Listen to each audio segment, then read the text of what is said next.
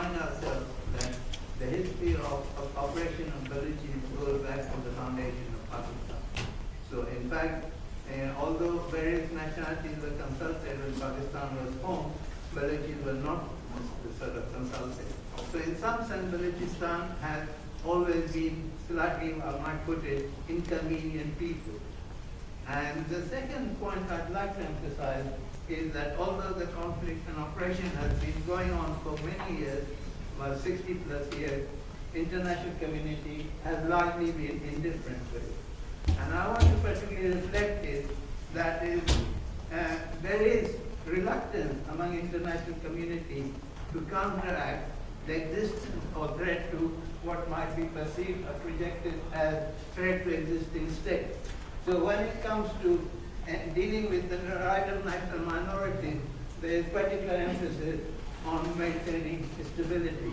So when we are dealing with questions as that of Balochistan, we have to raise the question of how to deal with the question of stability of state, because ultimately it's always justified in sense of threat to stability. The situation in Balochistan has also undergone a major change. The war in Afghanistan has altered the demographic composition of the province, and the province is now sort of driven not only by the oppression of the state, but also all varieties of conflict. There is intersectoral sect conflict between Shias and Sunnis, between various nationalities. So the Baluchi problem now is seen in the wider context of all forms of, sorry, I suffer from Parkinson, so I have to cool down, so excuse me. I'm excited about the subject, but my excitement has nothing to do with Take your time. Take your time. Take your time. The point I'd like to emphasize is that the international attitude to the questions such as Balochistan or oppression of nationalities has to be seen. That is, the world has become increasingly tolerant of oppression in the name of anti-terrorism. So the fight against terrorism provides the kind of shield to the operation of national minorities.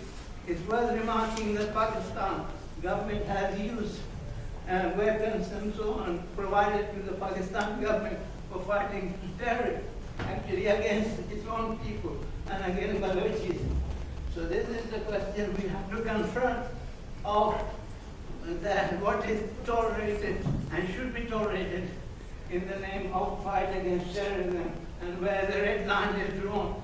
Unfortunately, some of the worst abuses of the rule of law and violation of human rights have been conducted under the name of fight against terrorism, and that actually requires sort of, I wanted to name this presentation as some hard questions.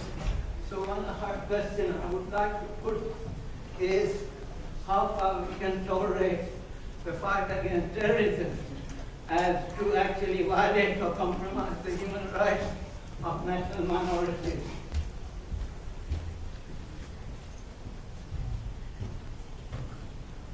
The other issue I'd like to raise is multi-ethnic states and multinationalities. Pakistan is a multinational state, and Baluchis are obviously been suffering one. But also, what is happening to Balochistan, Baluchis, in one way or the other, also happened to other groups in Pakistan. So in some sense, the reason why treatment of Baluchis is of wider interest to other Pakistanis is that it is not a problem which remains isolated or confined to Balochistan. In one way or the other, it affects us to the population. The other issue I'd like to raise, which has been mentioned here, is the growing strategic importance of Balochistan. Balochistan has not only natural resources, but also acquired increasing geostrategic importance. So in some sense, the world would tolerate oppression of Baluchis and Baluchi nationalities because it actually it doesn't fit in well with the geostrategic importance of Pakistan. I think let me end here, and then I might come back later. Thank you very much.